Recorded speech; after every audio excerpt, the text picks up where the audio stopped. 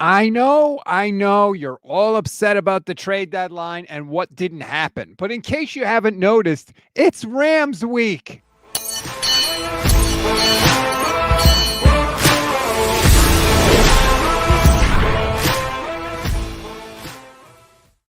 What is good, everybody? Welcome to the original Gold Standard podcast, part of the Pro Football Insiders. I'm Rob Stats Guerrera. He is Levin Black. Levin, it's Rams week, baby. Let's go. I'll wet blanket right off the top. Here we go. I'm not excited because the way you beat Stafford is get pressure without blitzing, and that's not happening. You know, we're not even a minute into the show, and you are already bringing everybody down. Look, I am excited as hell for this week. Everybody wants to talk about the trade deadline stuff. Everybody has an opinion, and we will talk about it. I actually did a separate video that I put up on the YouTube channel earlier today. If you want my full thoughts on it, you can go watch it. Not now. This is our time. That's right.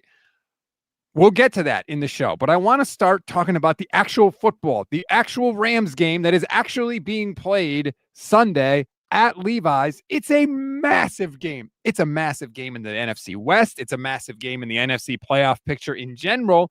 And even though I still maintain everything I thought before the first Rams game, I think the Rams are the better team. I think the Rams have the better quarterback. I think the Rams have the better defense. All that stuff still applies. I've already seen the 49ers beat this team, so I don't know what the hell to expect. Have you seen this 49ers beat that team? I would argue. No, I haven't, because I haven't seen George Kittle play the Rams this year, and they won. And I haven't seen Juwan Jennings play the Rams this year, and the Niners won without them last time. Now, I get it. They had Fred Warner, and that's a massive thing. But come on, Levin. You didn't think they had any chance against the Rams the first time they played them, and neither did I, and we were both wrong. So I can't rule it out this week. I'm not ruling it out. I would not be betting on the 49ers, that's for sure. I think there's two things, and I already mentioned the one that's going against the Niners, that they don't have a hope of doing the one formula that's been proven to do well against Stafford. But the other thing is, I feel like if you have a whole bunch of, I don't want to say lesser than, but let's just call it inexperienced players being forced to play because people are injured in front of them, not because they're that great, but because they're just being forced to. I feel like the second time you play a team, it's easier to get beat when it's like that, because you know that the 49ers are playing players that have weaknesses. Yes. Now the 49ers have seen them, or not the 49ers, the Rams have seen them. They have also more film because it's later in the season. I feel like it's going to be easier to find the ways in which to exploit them, which will probably be Upton Stout. Let's be honest. Well, he was there the first time. I know, but like it's pretty clear the guy, I'll give you like 7 yards in space every single time. Or if I don't, I'm just going to grab the hell out of you. Do you get what I'm saying? Like I feel like, and there's no where I don't have a statistic to back this up, but it makes logical sense in my brain that if you're playing a bunch of people that weren't starting quality because of injuries, the second time you play them, it's easier to exploit the weaknesses those backups must have. And that's a logical and fair and reasonable argument. But like Brett Davis, YouTube channel member, says, I have no reason to believe this, but I believe the Niners win this week. Antonio, YouTube channel member, says, good evening, Robin Levin. Is this a positive stream or a negative stream? Both, because I feel like I'm bringing the positivity, even though I'm not really denying anything you're saying. And Levin, of course, is the wet blanket, the human wet blanket, as I call him. Yes, there's things to exploit on this 49ers defense, this 49ers offensive line. There is. Like, there's no question about it. My question is this, and I'm going to talk to Jake Ellenbogen, Rams content creator, tomorrow. I love Jake. I respect his work. I think he's one of the best out there. I'm just looking at the Rams. Are they not quite as strong as they appear, Levin? For example, their defense gives up 15.9 points a game. That's second best in the league. Only the Texans give up fewer points per game.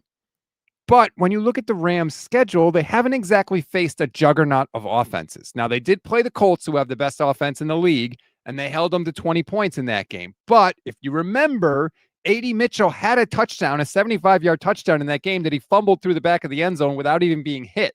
So that took 7 points off the board. So they really gave up 27 points to the Colts. They gave up 33 points to the Eagles. They've played the Texans, their offense stinks. They played the Titans, their offense stinks. They played the 49ers with nobody and gave up 26. They played the Ravens with no Lamar Jackson and gave up 3. They played the Jags and gave up 7. And they played the Saints last week with Tyler Shuck making his first career start, and they gave up 10. I'm not saying the Rams don't have a good defense. They do. No question about it. Their players are good and talented. But is it this good? Maybe there's reason to believe it's not quite as good as it looks on paper. Let's hope that's the case, because I think that's the formula for winning this game. I think the formula defensively is we're not going to blitz. It's not going to work. Stafford will eat us alive if we blitz. Yeah. I think that's going to be Saleh's philosophy is we're going to give up some yards, but we are just not going to give up the big plays. And I think they're going to come out and they're going to play what we've already seen a couple times this year of we're going to keep everything in front of us and hope there's a couple times where they make a mistake or we can get a turnover or they can just like barely not convert on a third down and force a punt. I think the formula here is we're playing to not give up 30 points and hoping the offense can have back-to-back 30-point games. For the Niners to win, they're really going to have to play complementary football. That means no turnovers by the offense, which, by the way, is something they did in the first matchup on Thursday night. The Niners did not have a turnover. The Rams had 2 in that game, including 1 at the 1-yard line, thanks to Alfred Collins punching Kyren Williams in the face. Like, I went back and watched that game. That game was nuts. If freaking Al Michaels didn't butcher every call that he had to make in that game, like, it would have felt so much bigger. It was a ridiculous game. Corey says the Rams won't be sleeping on the Niners this time. It felt like the Rams beat themselves last time rather than the Niners asserting themselves. That's fine if it feels like it this time, too. I don't care. As long as the 49ers win. I will say there's a lot on the line because I feel like a lot of those question mark NFC teams have suddenly bumped up. The Bears are starting to come around. Mm-hmm. You have J.J. McCarthy back with Minnesota. They're coming around. Well, if the Bears have come around, you got the Bears, the Lions, and Green Bay in one division. You got the Seahawks and the Rams in the Niners division. The Seahawks are looking like the best team in the league right now. Like the last 4 weeks, it's hard to argue that they haven't looked the best.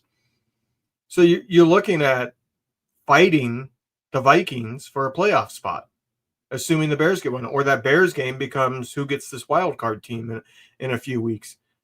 So it's really important to win every game you possibly can. Like it to me, I don't think it's about the division anymore. I think it's unlikely the Niners can win that division. They're already down in the win or the loss column, I should say.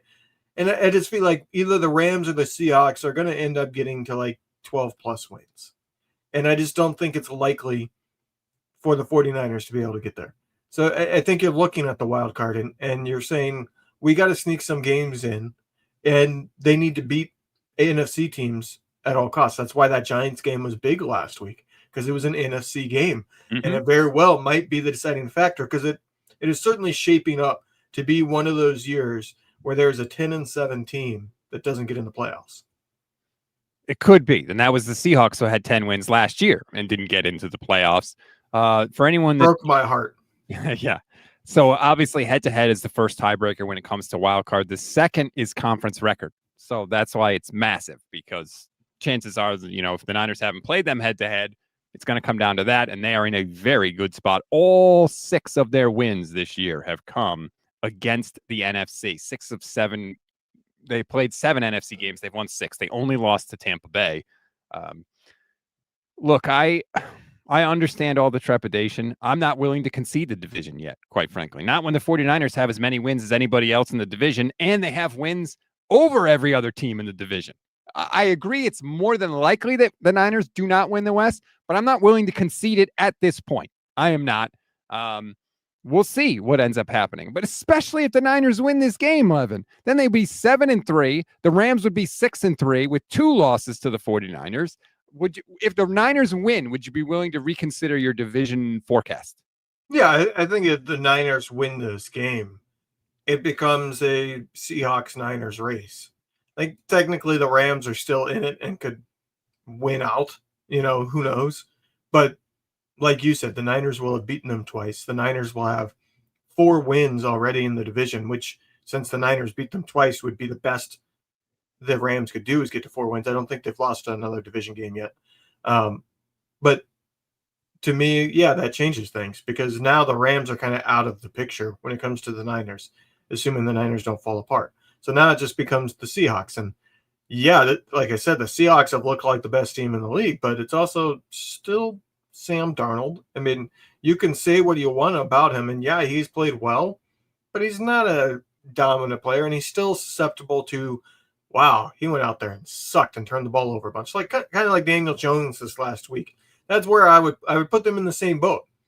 They can play really good for a while, but they are going to come out and they're going to have a 3+ turnover game at some point and literally be almost the entire reason their team lost. Daniel Jones had that just last week. The Rams have only played the 49ers. They haven't played any other NFC West game yet. It's so weird. They play the Niners, then they play the Seahawks the week after that. Then a couple weeks later, they play the Cardinals. That would be 1, 2, 3, 4. So that would be potentially Kyler Murray if they take him off IR, which that's a whole other thing that we don't.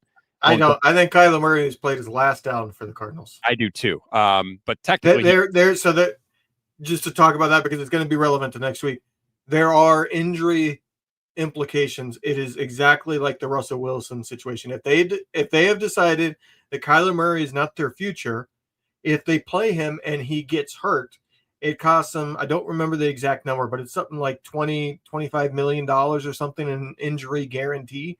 Yep. So under no circumstances are they willing to risk him getting in a significant injury if they have decided they're moving on from him.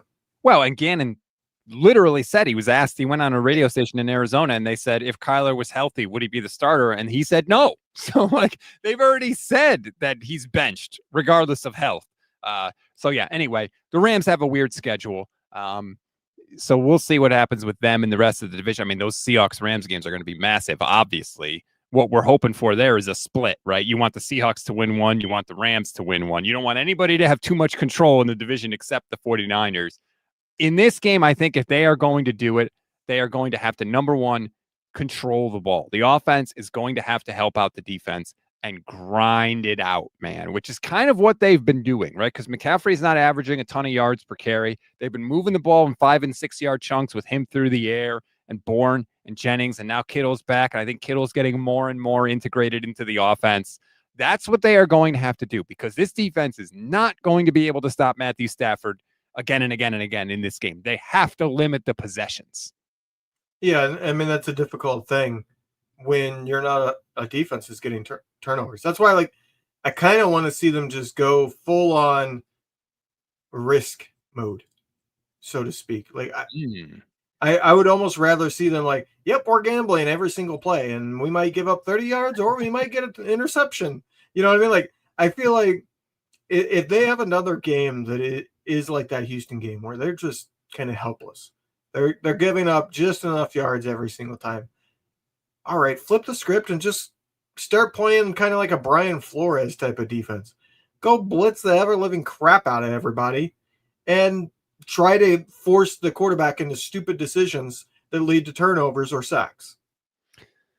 I don't think it'll be like that Houston game, because I think the Rams offense is so much better that the Houston game was like 4-yard gain, 6-yard gain, 8-yard gain. The Rams are going to be like 18, 20, 14. Like, they are going to gash the 49ers. So they're not going to hold on to the ball nearly as long because their offense is just flat out better. But I think that the Rams will also be better at cashing in the red zone. Like the Devontae Adams stuff that he was doing last week, where literally he just looks at Stafford and they're just like, we're going to make this up on the fly. Whatever the defense does, okay, we're going to move here. We're going to, like, it's almost impossible to stop that, quite frankly, especially when you have the arm talent that Matthew Stafford has. So you're going to have to really limit the Rams and keep them out of the red area, because I think that once they get down there, they're even tougher to stop. I mean, Devontae Adams is in the argument or in the conversation for Mount Rushmore of route runners. He is certainly in the Mount Rushmore of releases. I mean, that has been the name of it. I mean, release, he might be the best there's ever been. But he's a Hall of Fame talent that is still not quite peak, but still playing at a Hall of Fame level. Like He's leading the NFL in touchdown catches right now. yeah, it's just there's not much you can do because he's got everything you want in a red zone target. You can't stop him at the line of scrimmage. You can't, play press and slow him down or any of that. If you try to press him, you're going to end up behind him. If you play off of him, he's a big-bodied, strong receiver, so he's going to be able to catch a ball, get hit, and keep it. And at the same time, he's really good at high pointing the ball, and he's a taller wide receiver, so he can play the high point game. So, you don't want to get into a red zone situation where you're saying, well, we got to stop Devontae Adams. But the Niners, I think that they have a chance of shutting down that run game. The run game is still mediocre for the Rams. It has never quite gotten going again since Todd Gurley had that injury many years ago at this point. So it's a game that I think they have to shut down the run. If the run gets going, they're toasted. But if they shut down that run, I think they have a chance, especially if Stafford gives the gift that he didn't give last time, which is his one turnover. Well, that's the thing. Benali, one of our favorites here, says known quarterback you can force into mistakes, Matthew Stafford. But here's the thing. He hasn't made them this year. Matthew Stafford has 21 touchdowns and 2 interceptions this year. He's playing at an MVP level. He is absolutely cooking right now. And so I don't know that they're going to get those opportunities. And again, like we've talked about, those opportunities come usually when you get pressure on a quarterback. And the 49ers are going to have a ton of trouble in that area. Now, it looks like Bryce Huff is going to be back for the game. He was limited in practice today. Robert Saleh said last week that they expect Huff to go. So that will certainly help because he is a legitimate pass rusher. And especially it'll help without Mykel Williams now, who's now lost for the year too. So that at least provides some hope. But Stafford has not been giving teams the opportunities that he has in years past. That's a scary thing because sometimes that is the difference of how the 49ers have been able to beat the Rams when they don't have the better team. It's always been the knock on Stafford. Like, he is not the most consistent when it comes to accuracy in terms of talking all-time greats here, talking about amongst the best quarterbacks in the league. His completion percentage has always been kind of league average. But what he does do is he makes big plays. So he can miss that short yardage play, but then he makes up for it with a throw that only a handful of quarterbacks can make. And that's the issue is like, yeah, you limit them and you get them into 3rd and 10. He's one of those handful of quarterbacks that 3rd and 10 is not that much different than 3rd and 5. By the way, apparently I completely misread the comment. Benali says, awkward LOL. That was sarcasm. Stafford is the best quarterback in the league at the moment, in my opinion. So, okay. I should have known Benali's smarter than that. Sorry, Benali. I apologize. But yeah, that is the scary thing. And I agree with this too from Benali, who says the Rams lost because McVay idiotically took the ball out of Stafford's hands. He's not going to do the same thing again. I completely agree.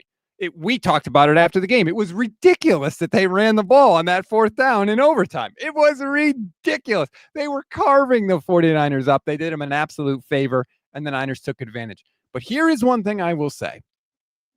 I still think that for whatever reason, given their past relationship, Kyle Shanahan is in the head of Sean McVay. I think he gets psyched out.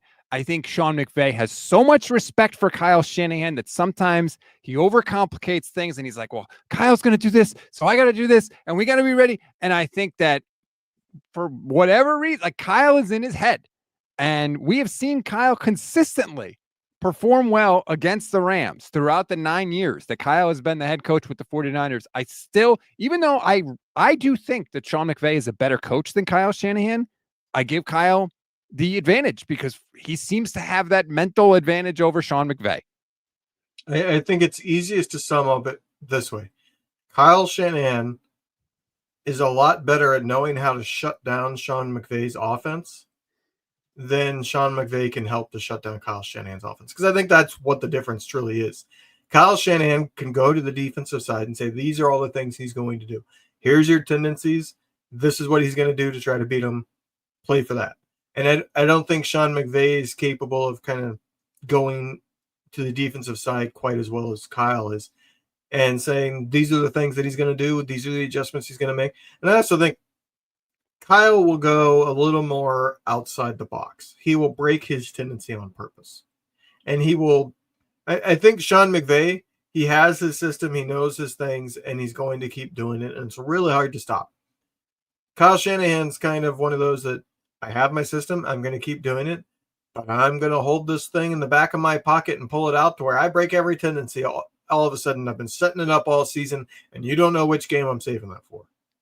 It is like, just looking back on the game, for example, Matthew Stafford threw for 389 yards, 3 touchdowns, no picks. He was only sacked once in the game, and I think it was on their first possession. I think it was Huff, actually, believe it or not.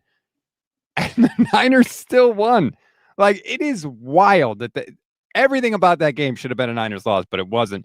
Tony, YouTube channel member, says, I think the Niners roster is fundamentally broken in a way it wasn't on Thursday Night Football. Now, look, they're missing Michael, and that stinks, and they're missing Fred. And the loss of Fred Warner is monumental. The scariest person you can be in the world right now is Tatum Bethune, because you know Matthew Stafford is like, finally, that bastard Fred Warner is not in the middle of the field. I'm going to work. Yeah, you're not wrong. It will be interesting to see how the Rams come out and want to attack. Do they come out and say, we're not scared of that pass rush? We're not even going to bother trying to run. Like, I can see them doing that. I can see them coming out saying, no, we're just going to pass because you're not going to get to Stafford. That we are 100% confident that 99 plays out of 100, Stafford will find somebody open before the pass rush can get to him. And they may not be wrong about that. That might be the best thing to do. True. And that's part of the problem is that it's not just Bethune. Like, yeah, the middle of the field is definitely going to be much more open, especially with Winters banged up. He was limited, but he's not going to be 100%. And you got Upton Stout. Like I said, he just gives off coverage all the time, and he covers the slot. Who throws to the slot more than any other than maybe Seattle currently, because Smith and Jigba plays the slot mostly.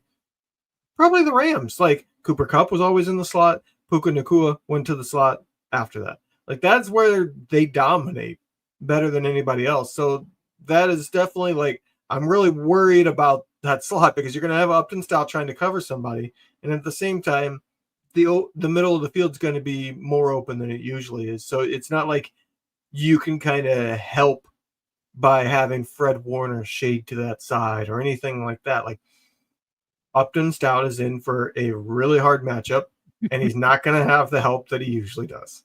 It's going to be scary. Now, for what it's worth, oh, man, that was not as big as I was hoping it was going to be. Sorry about that. I tried to put a picture of the injury report on, but it's too small for anybody to read. That's the Rams' fault. They didn't have enough players on it. Right. Puka Nacua was technically limited. Now, Sean McVay had said even last week when Puka got hurt that he expected him to play. He said it again this week. He expects Puka Nacua to play. He's got a chest injury. If I were the 49ers, if Puka's got a chest injury, especially if it's like a Rams running play, somebody on the 49ers has to really try and get physical with Puka Nacua. I'm not saying doing anything dirty. I'm not saying any of that. But you got a chest injury, you're playing in the game, get a little physical with Puka Nacua, and maybe you could slow him down. That's the only hope they have, really, because he's incredible. And the way the way Stafford uses him. Remember that touchdown pass he threw where basically they're at the 1 yard line and Puka Nacua basically just like falls down and Stafford just throws a low ball to him on the ground and he like rolls into the end zone for a touchdown. You can't stop that. It's ridiculous. Puka is deadly.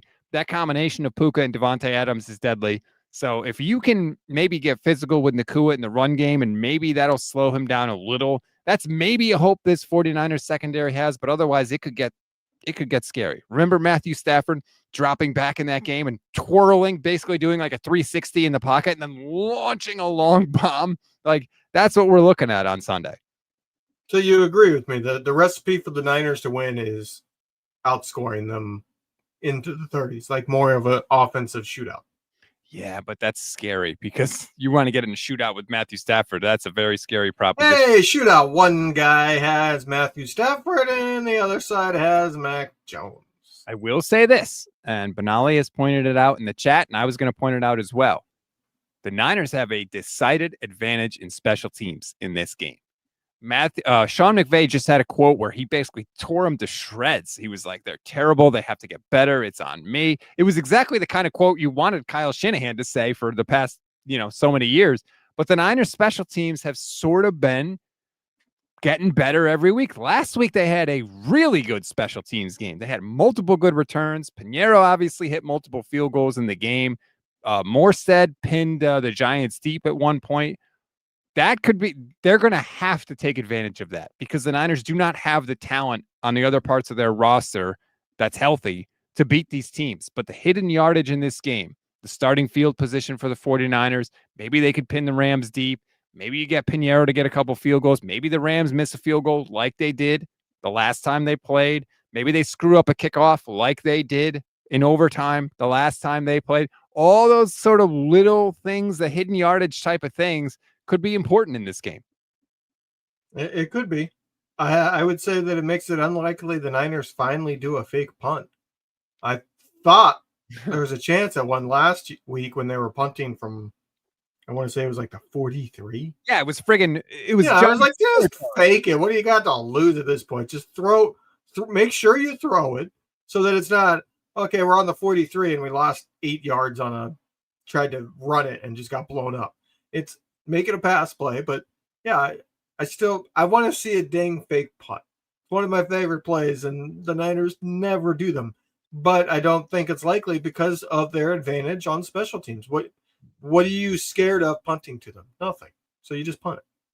I was just talking to my son about this. I forget why. We were watching a Niners punt or highlights or something, and he said, "Oh, I think they're going to fake punt." And I said, "Kyle Shanahan has literally never run a fake punt. This is year 9 of Kyle Shanahan. He hasn't done it once. He's never going to do it." See, but I think at this point, it's clear his philosophy is if I'm going to go for it, I would rather have my offense. Which I kind of understand, but also like you kind of got everybody right where you want them, right? Like you've lulled them into a false sense of security for a decade. It's available there if you. They had Mitch Wishnowsky. He was an Australian footballer. Like you had opportunity there to maybe like do some crazy stuff with him running the ball or throwing the ball or whatever. They never did it. They never did it. I do agree with this from Tolatier. I hope I have that right on Twitch, who says the Niners got to make this an ugly game like last time. They do. It is going to have to be ugly. It is going to have to be gritty, much like the 49ers have been all season long. I don't think you can get into it. If they got to score 35, I don't think they can score 35 against this Rams defense. Probably not, because the Rams defensive lineman, Kyle Shanahan, said it today that in terms of their front 5, they're probably the best in the league. Yep. So you want to get in a shootout? I don't know it's going to work out too well, because if you try to pass too much on this team, if like you're forced into passing, they're going to get to you. You're going to have a drive that stalls because there was a sack. Something along those lines. So there's many reasons why I don't like the Niners' chances. I'm not saying it's 0. This is kind of the Little Giants, if making a 90s reference there. It's kind of a Little Giants situation, not quite that far. You don't have a guy literally named Refrigerator on the other side playing against young children. But yeah, somebody needs to pump up the Niners. You get that reference? I got the Little Giants reference. That's a reference. Pump up. I'm going to pump you up. Oh, like SNL, I forget their name. What were they?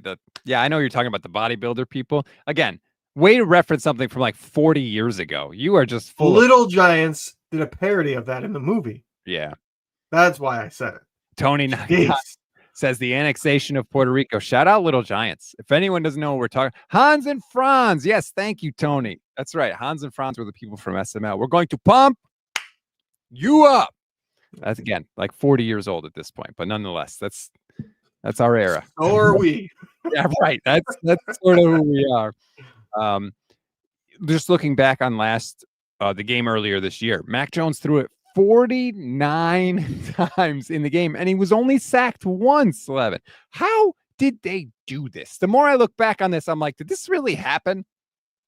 Is that the game where he was just like constantly dumping it off short? Well, he was 33 of 49 in the game.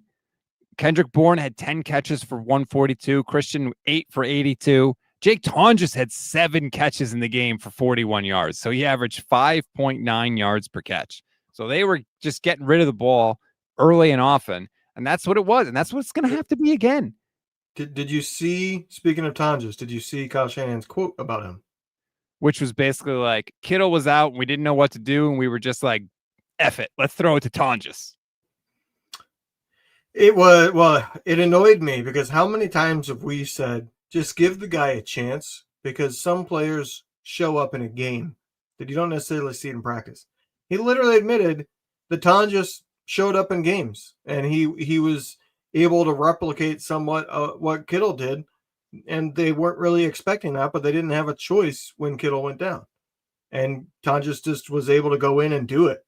And it's like, yeah, that's why you give somebody like Watkins more of a run. That's why before Cowing was hurt all the time, you give him a run at the beginning of last year. Like, some guys are gamers. Like, that's literally a thing. It's not something that I came up with. It's something that's been around for as long as I can remember. Yeah, if you're wondering, Shanahan said when Kittle went down against week 1 against Seattle, we had to change a bunch of stuff. And eventually you've just got to say, screw it and live with the results. Every time we went to him, he made a bunch of plays and he made a game-winning play. And then he has done it every week since. So that was Kyle's quote on Tonjes. That's why I know some people think I'm making too big a deal out of this, and I understand it. But I think that Jordan Watkins catch last week against the Giants, I think it was second and 12. And he makes the catch. It's a contested catch. He's fighting for the ball, and basically Ty goes to the receiver. But the fact that he did that, like, you only get limited opportunities as a rookie wide receiver. And the fact that in that opportunity, he took advantage of it. He made the catch. He got the first down. He kept the drive going. I think we're going to see more opportunities for Jordan Watkins, and I am here for it because I think he is one of the few guys that they have healthy right now, outside of Kittle, that can really make an explosive play, that can catch a 12-yard pass, and if he has space because of the speed he has, and remember, he ran a faster 40-yard dash than Jacob Cowing. I think it was 4.35. Like, he can take it the distance, and I want to see him get those opportunities, and I think that catch last week will lead to more. There's one thing I do not want to see in this game from an offensive point of view. I do not want to see Kyle Shanahan decide, oh, their front five, their D-line is really good. I need to keep George Kittle in to block to make sure we don't get sacked. Yep. This needs to be, I think Kittle's going to have a big game for the Niners to have a chance. Because like I said, it's got to be a shootout.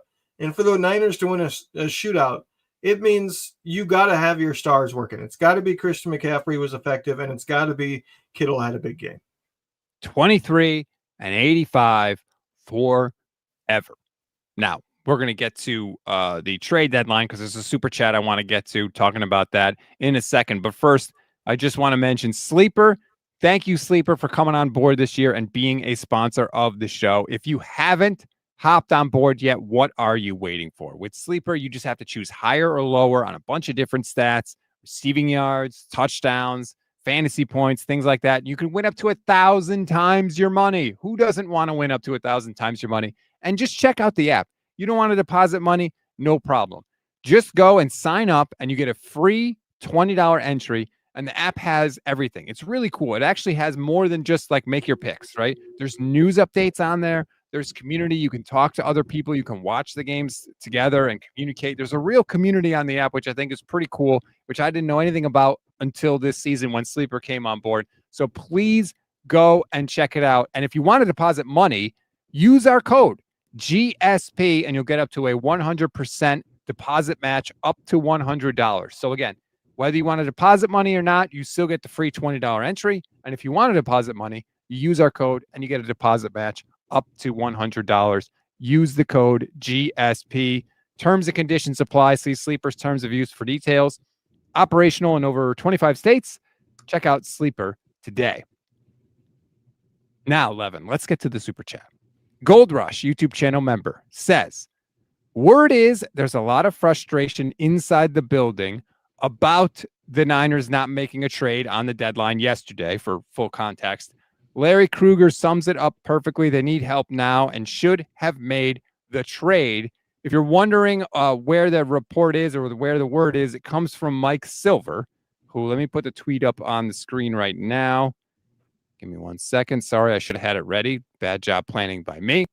Silver tweeted The reason so many 49ers fans and plenty of people in the building are so frustrated the team didn't make any trades yesterday isn't because they're in search of some knee-jerk sugar high. It's because this injury-plagued defense, as currently constituted, isn't good enough. Now, I have plenty to say on this, Levin, but I want to leave it up to you first. What's your reaction to that? Yeah, no shit, it's not good enough, and it's not going to be good enough because you went out and got Jermaine Johnson. It's not going to be good enough because you went out and got Trey Hendrickson, who, by the way, has been hurt. Like, that's the problem. Like, you want to mortgage the future for something that's still probably not good enough. It makes no sense. Now, I do have reasons that I doubt next year going all in is necessarily a good thing either, but they're stuck either way. Like, this team is not good enough this year. Face it. Yes, they're 6-3. They might make the playoffs, and I think that would be a huge success to make the playoffs this season. But this is not a championship team. This team does not have a chance of winning a Super Bowl this year.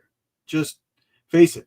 And does trading for Trey Hendrickson give you like the tiniest little bit of a chance?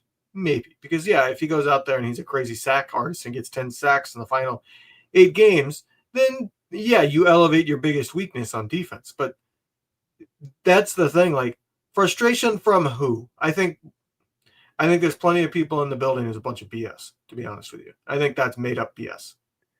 I don't think it's made up, but I will say this. I think that the janitor is upset. You have so many people on the roster. Yeah, some of them are going to be upset, right? I tweeted this and I can talk about it. Like, if you're an older veteran on this team, for example, Kyle Juszczyk, Trent Williams, George Kittle, it's perfectly natural for you to say, I don't care about next year. We're 6-3 right now. We got a chance. We're undefeated in the division. We've beat every team in our division. I want to see you go out and make moves. I don't care about 2026. I don't care about 2027. I'm here to win now. And I completely understand that. That is a logical, reasonable take for them to have. But it is also logical and reasonable for the organization to step back, take a 50,000-foot view, zoom out and say, we're not in it for the Super Bowl this year. We don't have the horses this year, and we have to do what's best for the organization, as a whole. Both things can be true. And I think that it's crazy to think that everybody in an organization is 100% on board with every decision the team makes all the time. Like, yeah, there's going to be people that are upset. You don't think there's people in the Cardinals organization upset right now that they're putting Kyler Murray on IR? I'm sure there are, but that's just the way it works. Sometimes you got to do things that are best for your organization that not every employee of that organization is going to like. And that's okay. And it doesn't mean it's the wrong decision. No, and I mean, I'm going to just throw it out there because there's no point in saving it. It was the hot take that I told you before the show that I wasn't sure was a hot take. Apparently it is. I had a hot take of the 49ers made the absolute right call in not trading for anybody at the deadline. I agree. That's not a hot take. That's just the correct take. Exactly. But I mean, like, look, I'm not on social media anymore, so it's kind of hard for me to get a pulse of the overall fan base. There's comment sections in a couple places, and there's Reddit. Those are the places that I kind of peruse to kind of get that pulse. I didn't see a lot of people that upset, so I'm kind of surprised that maybe on Twitter it's a lot of people are upset. Yeah. Yeah, they've been coming at me. People on Twitter are the angry bunch. Who would have thought? Look, here's the thing. Is Bradley Chubb coming off 2 ACL injuries really going to move the needle that much for you? It would help, but yes. I think this team is a far way from truly.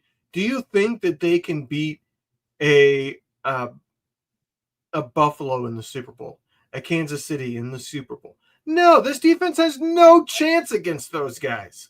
That's the thing. Like, whatever team comes out of the AFC is very likely to be some dominant offense, or at least a dominant quarterback that's going to pick you apart in a Super Bowl. Because we've seen, obviously, with Kansas City over and over again, just because they struggle in the regular season, they suddenly turn it on in the playoffs and they get 30-plus points in every game. So it's, to me, like, if you can't win a Super Bowl, or it's extremely unlikely then you save the pieces. But I will say there is one thought, and I hadn't had this actually until today when I was kind of starting to get into the mental space and trying to think of hot takes and different things like that. Like, some of those older vets have to be looking and saying, yeah, we don't have Fred Warner and Nick Bosa this season, but we have Christian McCaffrey, and he turns 30 next year, and he's getting used like a mule that's about to be sent off to the glue factory. You know what I mean? Like, so they got to be looking at it and saying, what are the chances that guy is going to be, on pace to have like 1,200 receiving yards next season? What's the chances of him staying healthy like he has so far this season? So they got to be looking at it. And I think mostly offensive players got to be looking at it and saying, well, our offense can be full strength by playoffs. It's only the defense that's missing, guys. So why didn't you go get a defensive guy and at least give them a chance? Because this offense, when we get Purdy, when we get Ayuk, it can be like truly something special. I don't agree that it would. It's kind of a fool me once, shame on you. Fool me twice, shame on me. Like, I'm not going to get fooled again. I don't think this offense is going to suddenly blossom into 30-plus points every single week type of offense when those guys come back. But I can understand somebody like George Kittle or Trent Williams, like you mentioned, sitting there thinking that that's something that's going to happen. Well, George is on record as saying he knows essentially the defense is young and inexperienced. The offense is going to have to carry this team. He has said that. And I think people kind of don't understand the situation. The Niners didn't have like a ton of draft picks, right? They have a first-round pick. They have a second-round pick. They have a third-round pick. They have a fifth-round pick that they sent to the Eagles for Bryce Huff, but that could become a fourth-round pick if he hits a certain number of sacks. And then they have 3 compensatory picks that should be at the end of the 4th round, but they don't have them yet. They haven't been awarded yet. So you can't trade something that you don't have yet. And then they have a conditional 7th-round pick from the New England Patriots. So it's not like they had a war chest, right? And nobody traded for Bradley Chubb because nobody wanted to give up a 2nd-round pick for him. Nobody traded for Jermaine Johnson because nobody wanted to give up a 2nd-round pick for him. It's not like the 49ers had this war chest from which they could deal the picks. So I think that's an important thing to keep in mind too. And the last thing I want to say is this, because I've seen this a lot. And I think that the some of the poorer draft classes that the 49ers have convinced 49er fans that they can't draft at all and that they're terrible at it. And the refrain that I keep seeing from people is, well, have you seen the 49ers track record? Trade those picks. Who cares? Which is hilarious to me because those same people are sitting there every April howling about how the 49ers don't spend their top draft picks on the offensive line, right? Ricky Pearsall was taken. Oh, how could you not take an offensive lineman? What a luxury pick. It's like, well, you can't have it both ways. You can't demand that the 49ers take offensive line with their top picks while also saying you should trade those picks because the 49ers suck at drafting. Like, those two things they don't compute. The Niners are one of the better teams in the NFL because of the draft. Almost every star on this team was drafted by them. So, like, you got George Kittle, you got Fred Warner, you got Nick Bosa, you got Brock Purdy, Brandon Ayuk. Like, all those guys were drafted by the 49ers. I get that the Niners' recent drafts up until this year potentially have been, let's just say it, shit. Like, the last few years have been terrible. But they have a track record of being able to find difference makers in the draft. So just because it's like, the best analogy I can think of is basketball.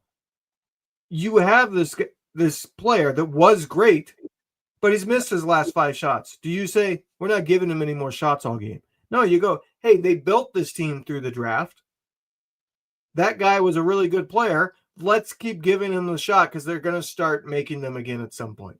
Like, you don't just say, they had a couple bad ones, so no more draft picks. Trade for expensive veterans everywhere. Like, right. One, the roster doesn't work if all you have is veterans because of the salary cap.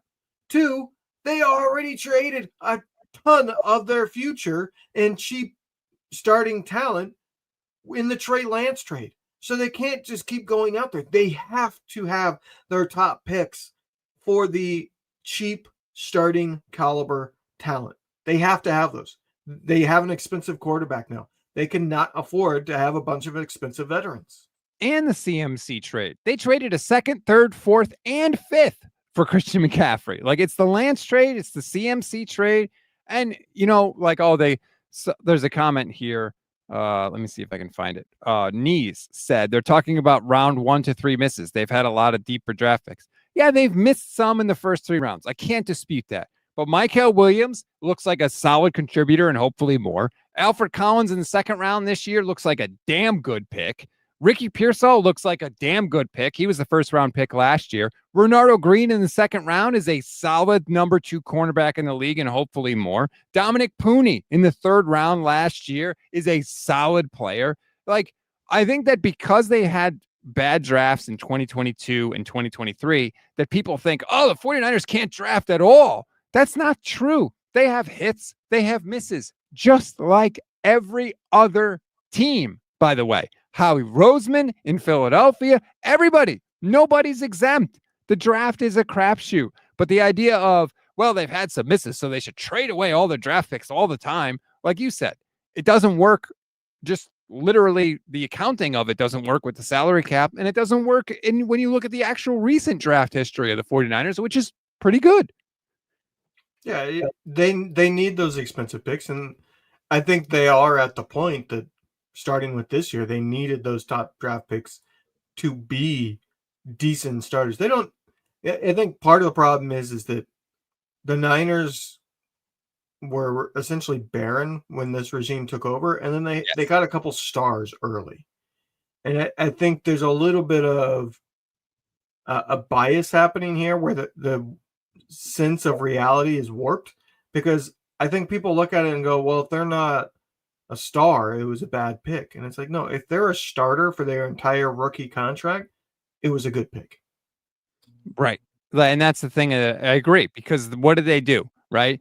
They found George Kittle in round 5 in their first draft ever. They found DJ Jones in round 6. They found DJ Reed in round 5 in their second draft ever. They found Fred Warner in round 3 in their second draft ever. Then their third draft, they get Nick Bosa and Deebo Samuel and Dre Greenlaw, right? Like, holy crap, man. They have unearthed some gems in those first 3 drafts. I think that people think, oh, they can't draft at all, which is not true. And I fully acknowledge the misses. And there have been many. You don't have to tell me. I remember Solomon Thomas and Reuben Foster and Jalen Hurd. Yes, they have had misses. Everybody has misses. But the idea that they should trade away the limited picks they have to get Bradley Chubb or Jermaine Johnson, who are not going to move the needle enough this year. I'm sorry. Why would you? It's like having 19 in blackjack and hitting. Yeah, you may get a 2 and get 21 and win, but more often than not, you're going to bust. And I don't think that trading for those guys and rolling the dice and taking a chance that you could continue to sort of piece it together this year is worth crippling the team in 2026 and beyond. And that includes trading for Quinnen Williams, by the way. Because I saw, I was arguing with people on Twitter and Grant Cohn back and forth about that too. Quinnen Williams would have made this team better, no question about it. He's awesome. But you have Alfred Collins that you drafted in the second round last year. You have Michael Williams that you want to play on the inside. They have so many other needs. I don't know that you could give up multiple high picks for Quinnen Williams and have a better team next year than you would if you keep those picks and address your needs in other areas. It's also, he isn't exactly what he once was. He hasn't been a dominant defensive tackle for a while. He has flashes of that dominance, but it's not been consistent. And there's a reason why Jets fans were mostly celebrating that he got traded, from what I saw at least. But this team, it's just, they need those players. I would have been okay with Jermaine Johnson for a second round pick. I wouldn't have been upset by it. But I didn't especially like it. I will say, it was one of those things I didn't want to see happen prior to the Michael Williams injury. Once that injury happened, it was, okay, if this happens, I don't necessarily want it to happen, but I'm excited if it happens. Because the thing is Williams is not going to be back at the start of next year. So they need a true defensive end that they can count on somewhere, because you can't count on Nick Bosa being fully back to being Nick Bosa either.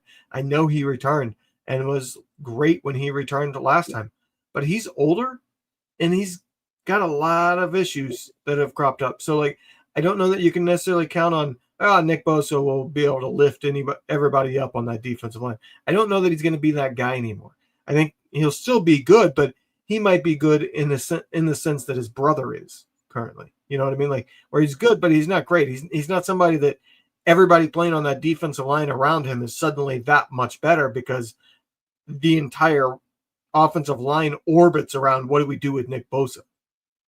Although, to be fair, Joey Bosa had an awesome game last week. Like, he turned back the hands of time last week. He can still have games like that, but he doesn't do it week in and week out, I think is what you're saying.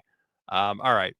We have talked about the Rams game. We have talked about the trade deadline. Now it's sweeping the nation. Let's get to it. Levin's Hot Takes.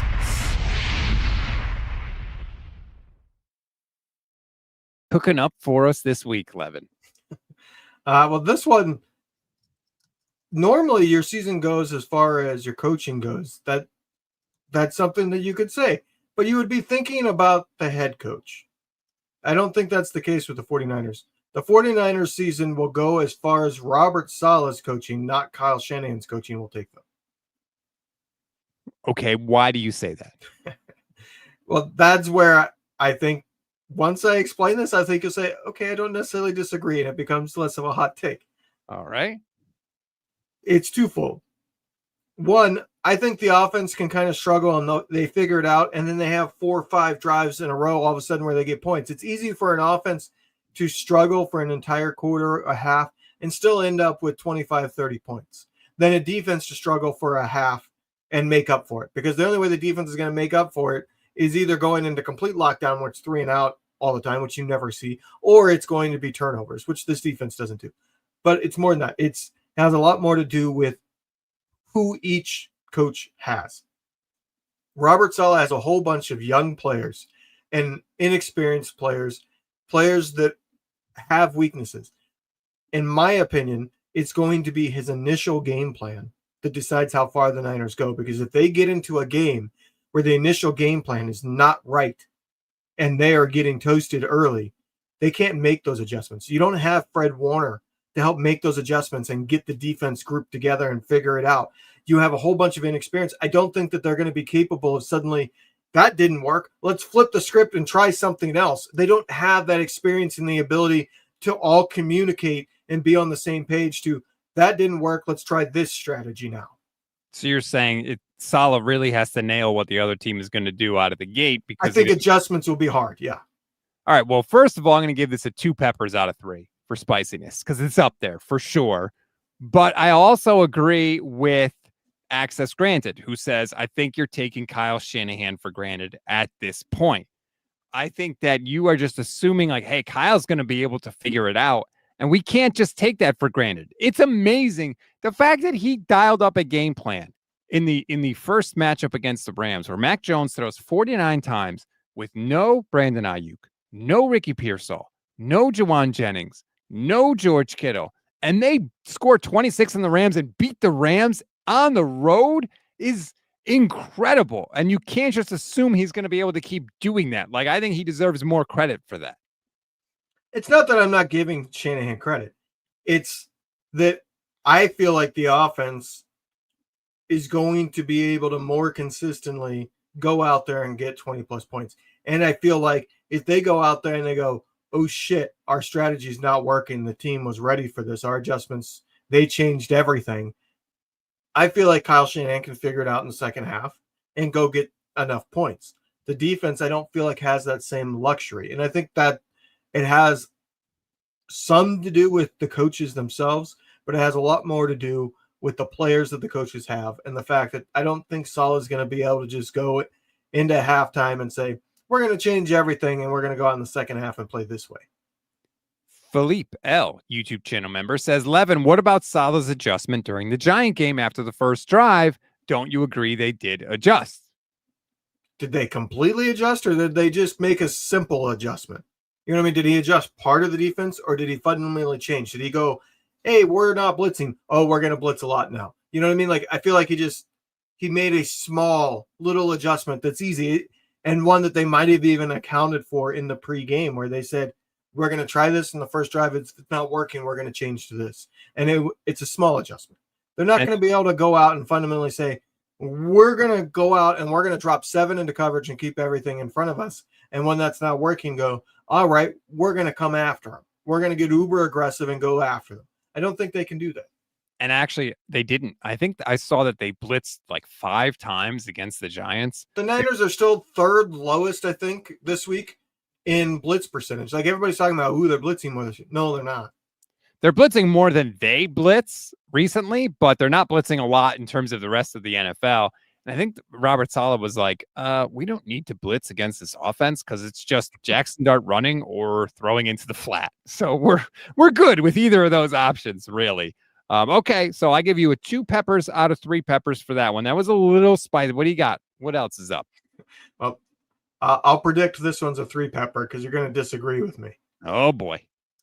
Brian Robinson is as good running the ball as Christian McCaffrey is at this point.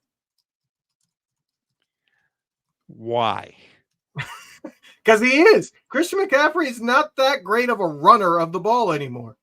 His receiving is on a different level than any other running back in the league. So he's still an effective and, I would say, top flight overall running back for his position.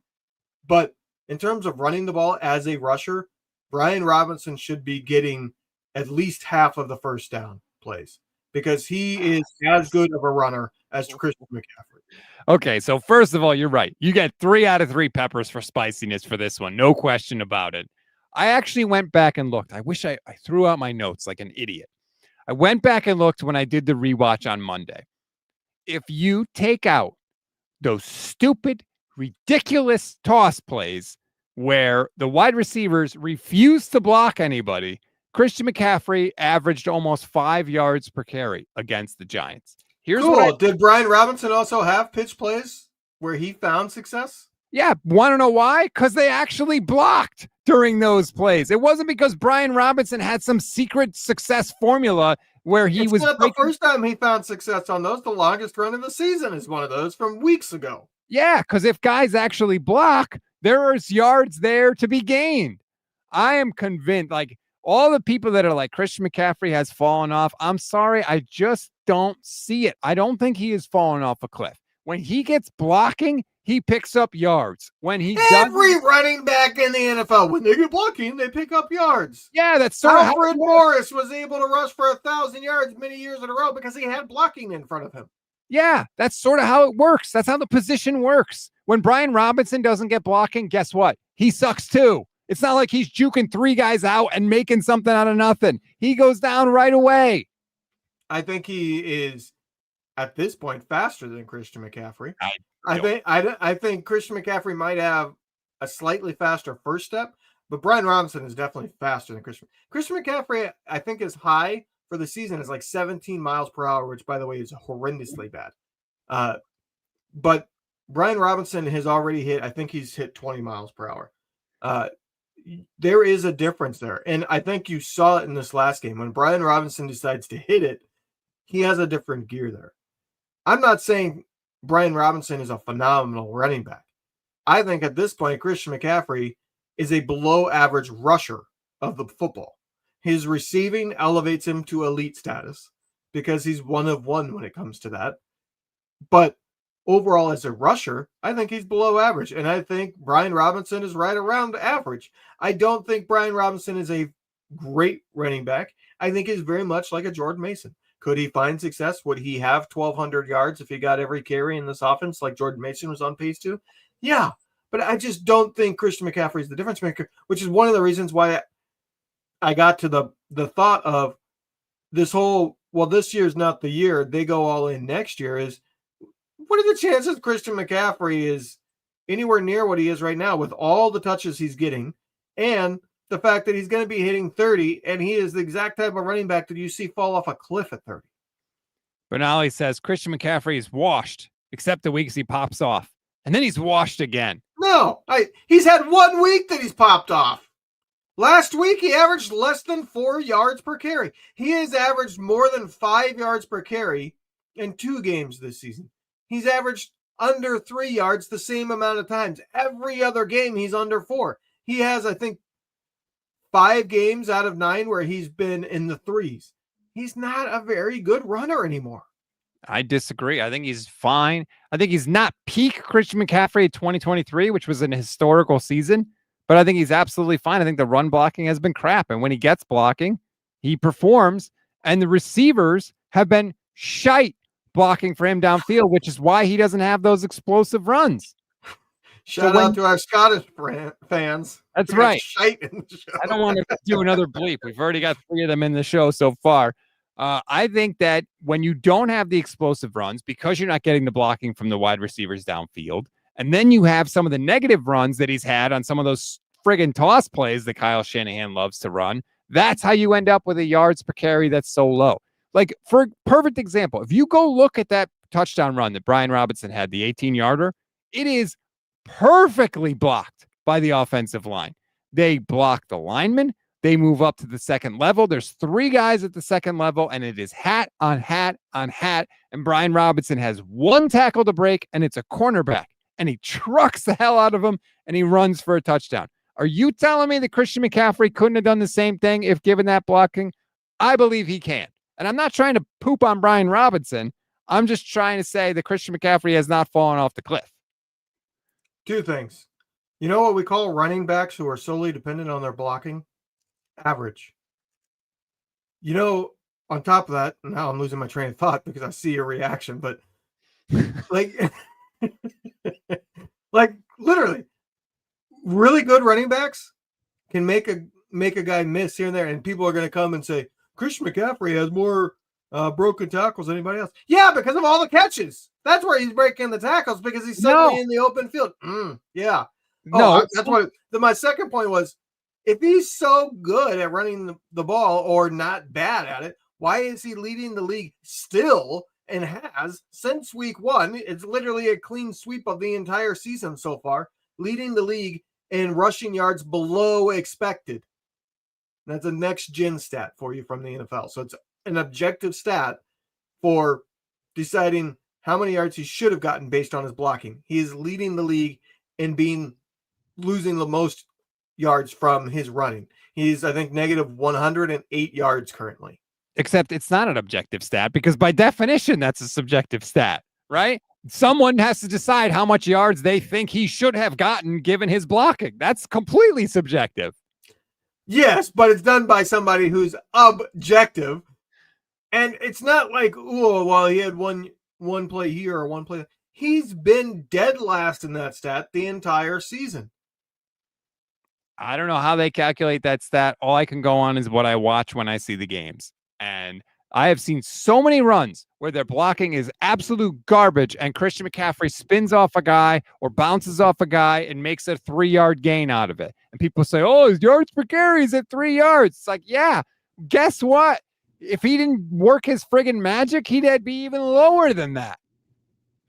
I don't disagree. Like, I'm going to use what your lines. 2 things can be true here. The run blocking sucks, and Christian McCaffrey is a below average rusher of the football. Both of those can be true. I think that one is leading to the opinion of the other, if that makes sense. I don't.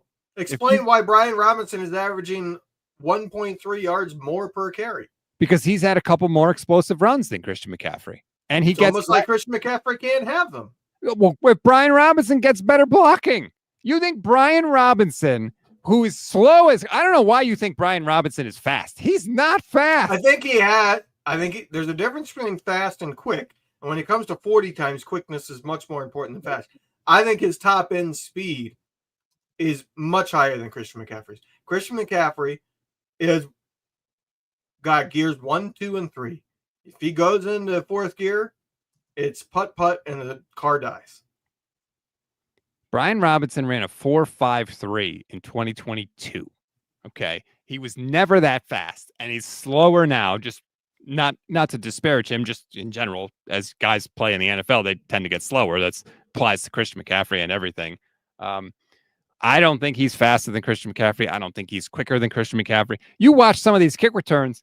I don't know how he's doing it, Levin. He's had great kick returns for the past 2 weeks. He had a 40-yarder last week, and the week before when he gets going, like if you look at him moving at full speed, you can see it's one of those things. Like it's same with the outside run that he had to the left this past week. When he made that cut, it was holy hell. That's a gear I don't see in that many people. It's not that he like his quickness. I think his first step is slow, but his top end speed is really good. I think you can see it when he's moving and he actually gets space. Derrick Henry has a slow 40 time. I think he was around 4.5 something as well. You know what he does have? An incredibly high top end speed to where he doesn't get caught. He does kind of now, but he's in his 30s. Yeah, and he's had God, you want to talk about carries? Holy crap, Derrick Henry. Valerie says rushing yards over expectation is a cumulative stat. Over one of his games, he had a plus 44 rushing yards over expectation between the tackles, but negative on the outside. So he finished today plus 7 total. Yeah. I think we both agree. Forget the pitch plays. They're not working. Even Kyle Shanahan talked about our receiver blocking is improving every week. It's been garbage. Jennings and Bourne blocking have been garbage. And that is a huge part of this scheme. Like there is a reason why when you had Brandon Ayuk and Deebo Samuel blocking, they ran for way more yards because those guys were friggin' freaks in terms of blocking. Ricky Pearsall, I'm putting him in there too because he's had some bad reps. Juwan Jennings, Kendrick Bourne, they've been bad, bad blocking. I watch it every week when I rewatch the games on Monday. And you mentioned Ricky Pearsall. Can we get what his actual damn injury is? Like get some specifics about it? The guy has been out 5 weeks and he's still not practicing. He did not practice, not limited, did not practice. And Kyle Shanahan was asked if he was getting close, and he admitted it's same as it's been previous weeks. When he gets there, he gets there. It was basically what he said. Like, okay, what the hell is going on? How is it not progressing?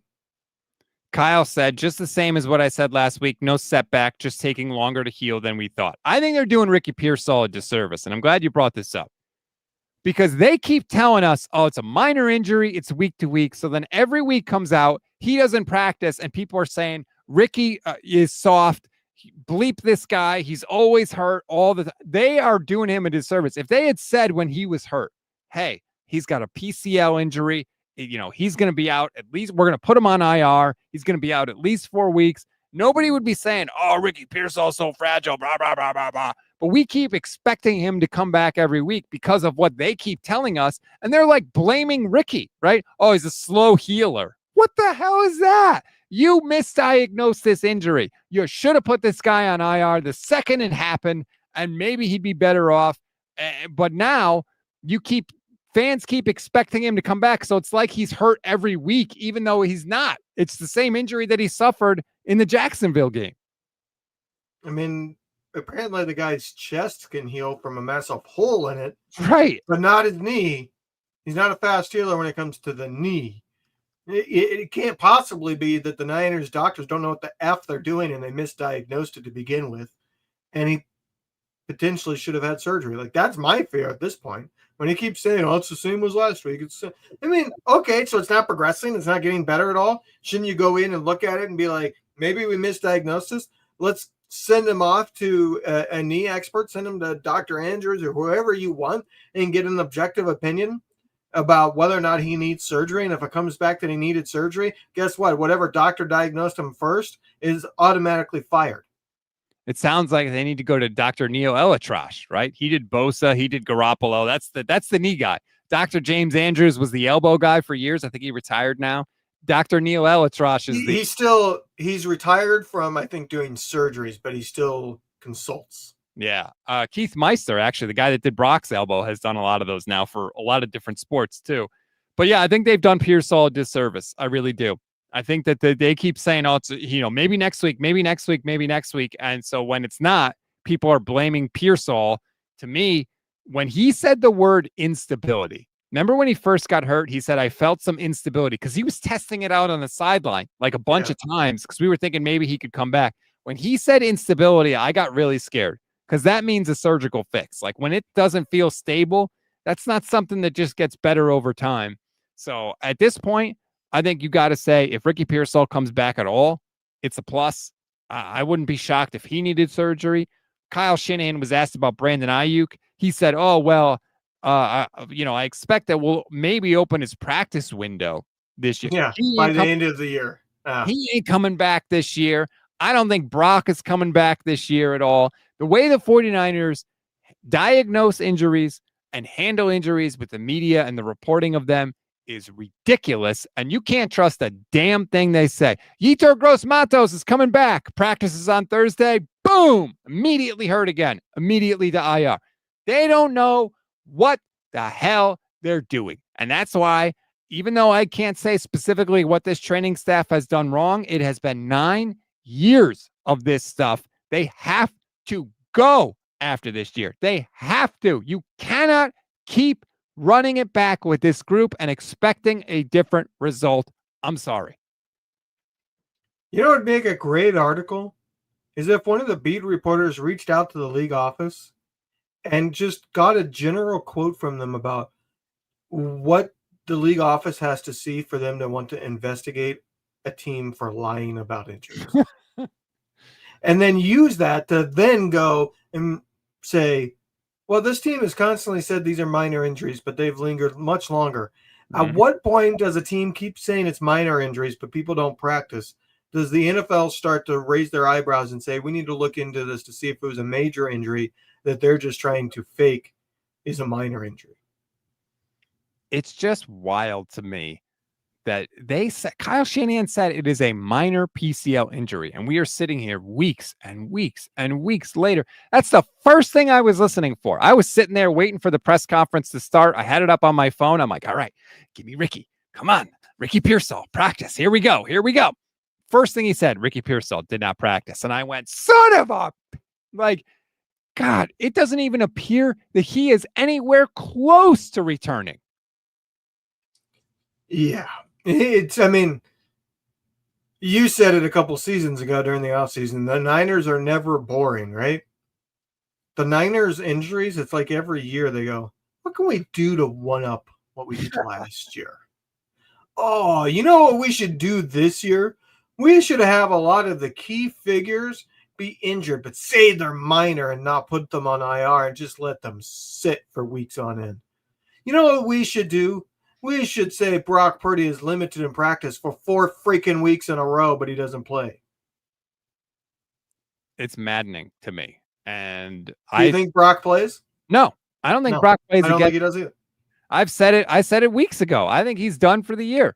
I don't think he plays. I don't think we ever see Brandon Ayuk because they don't want Brandon Ayuk to play and get hurt again because they want to trade him this offseason. I agree. And I don't know that we'll see Pearsall back. I think pretty soon we're going to see Pearsall going on IR, done for the year, and he's going to get surgery. It wouldn't surprise me if that happens. I was going to say, Kyle Shanahan's quote about Brock in this presser today, up to the level of making no sense. He was asked if he wants to see Brock get some first-team reps or if Brock will progress to getting first-team reps this week.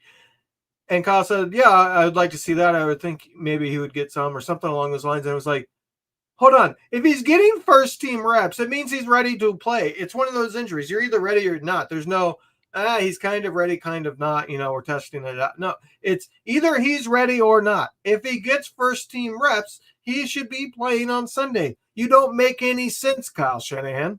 He said, he was asked, do you see yourself giving Brock more first-team reps this week? And Kyle said, quote, yeah, I'd like to.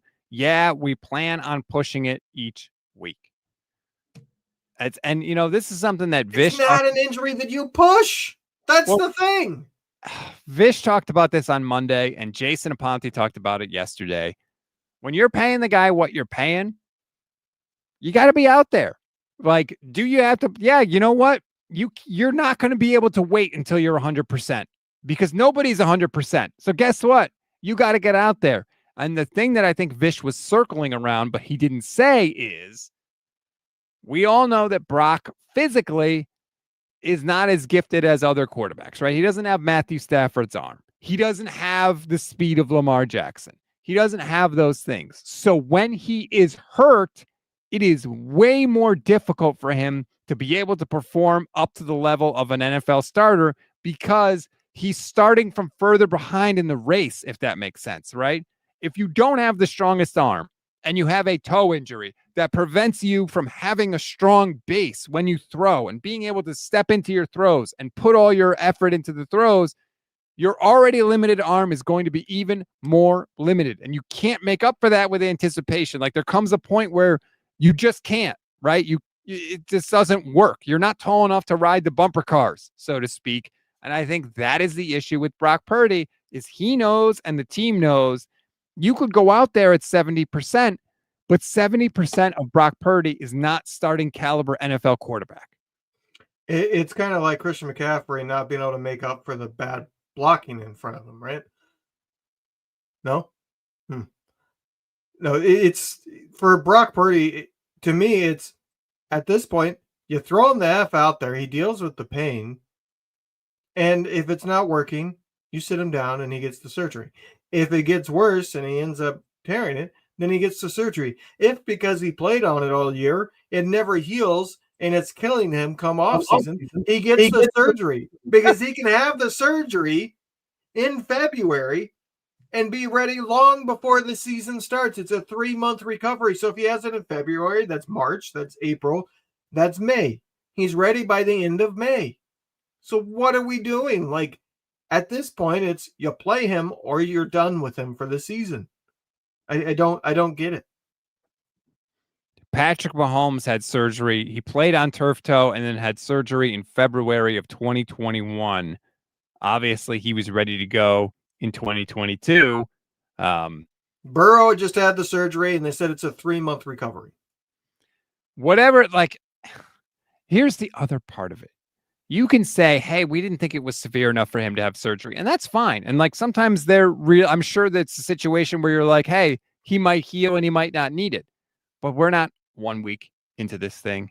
We're not 2 weeks into this thing since the Jacksonville game, right? We're not 3 weeks into this game since the Jacksonville. At some point, you have to say, you know what? It's just not healing without surgery. We need to intervene. And I don't know if they're just not willing to admit that. I don't know if they're scared because of Mac Jones' health is very much up in the air as well with his double knee injuries. Plus, he's getting his shoulder rubbed down. Plus, he's got a bloody nose in the middle of the game because he took a hand to the face.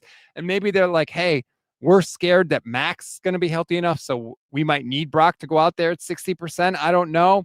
But the way that they have handled this and the way they have handled Pearsall and the way they have handled Yetur Gross-Matos, I think leaves a lot to be desired.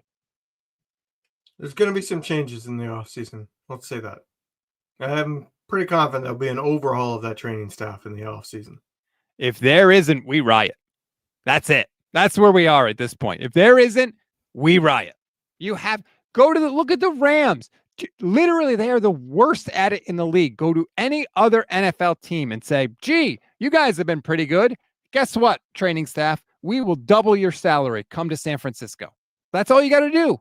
You don't have to understand it. You don't have to.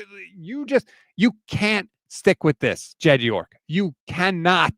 You've seen what it is again and again and again and again. Make the move. You want to make money? I guarantee a healthy roster return on investment is worth a heck of a lot more than what you would pay to any kind of training staff. Exactly. You get one extra playoff game out of it. Guess what? You made 10 times more in that one playoff game than it cost you to hire that training staff away.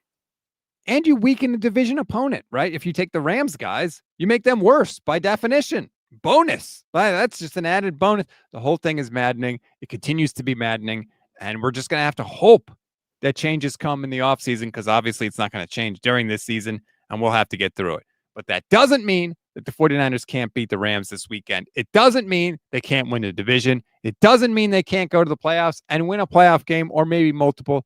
Who knows? So whatever happens, regardless, we will be here for you. Like this video, subscribe to the channel, tell a friend, have them subscribe to the channel. We thank everybody for watching. Thank you to all our YouTube channel members. Your support is incredible. We greatly appreciate it. Levin, are you going to join me for the instant reaction on Sunday? Yes, I will. Hoping for lucky number 7.